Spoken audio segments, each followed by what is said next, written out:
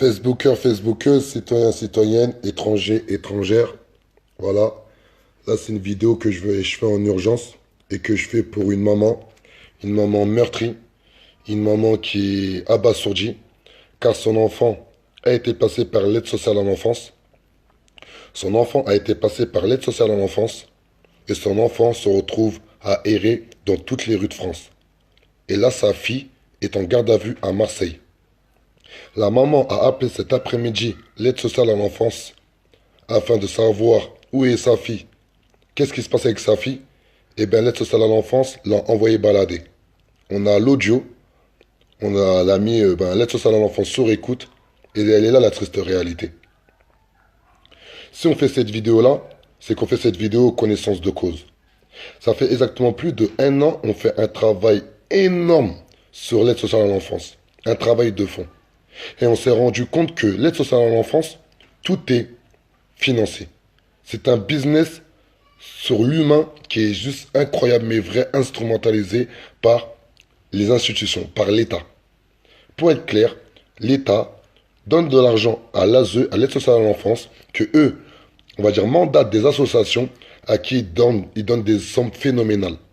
Un enfant en TGD, en très grande difficulté, coûte à l'État exactement 1090 euros qui sont reversés à une association qui accompagne les personnes qui sont passées par l'aide sociale à l'enfance.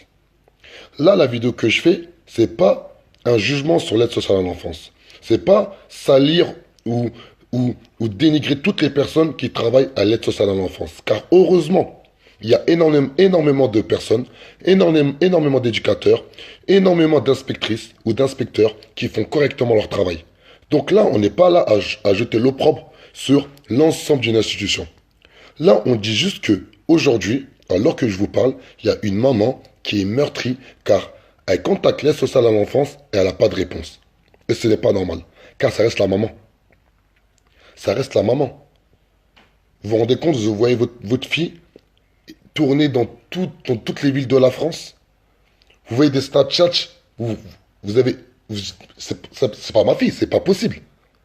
Et que lorsque vous contactez l'aide sociale à l'enfance, ils vous envoient balader car vous avez perdu l'autorité parentale. Comment aujourd'hui en France, on peut comme ça déshumaniser des parents? S'il vous plaît, qu'on se réveille. Là, je fais vraiment une vidéo pour toutes les personnes qui habitent à Marseille, qui veulent donner de la force à la maman. Il faut nous contacter. Ensuite, nous, quand même, nous sommes implantés à Marseille. Nous allons contacter notre référente qui s'appelle Soraya, qui est quand même une élue, où on va faire le nécessaire pour savoir déjà elle est dans quel commissariat et qu'au moins qu'on puisse savoir pourquoi elle a été interpellée. Car alors que je vous parle, la maman ne sait pas pourquoi elle a été interpellée. Elle a appelé l'aide sociale à l'enfance, il l'a envoyé balader comme une chienne, parlons cru, et c'est pas normal. Car ça reste la maman. Ça reste la maman qui a quand même le droit de savoir qu'est-ce qui se passe avec son enfant. Ensuite, on peut juger de droite, de gauche, ça c'est pas le problème.